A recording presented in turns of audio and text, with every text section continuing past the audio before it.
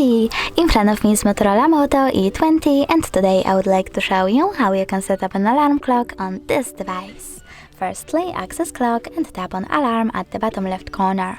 After that, you need to tap on this plus icon over here and set up an hour. When you're done, click on OK and choose days of the week over here by tapping on the chosen ones. Then tap on add label your alarm however you wish to. Click OK to save your changes. It's supposed to be work. OK, and tap on vibrate to disable or enable vibrations for your alarm. Now tap on this bell icon over here and select one of those melodies as the alarm sound by clicking at the chosen one and going back. But you can also choose add a new, pick music from your device and go back. When you're ready, you need to click on this icon over here, and as you can see, my alarm was successfully added.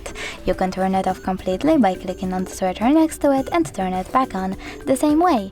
If you wish to delete it, you need to click on this icon again and select delete.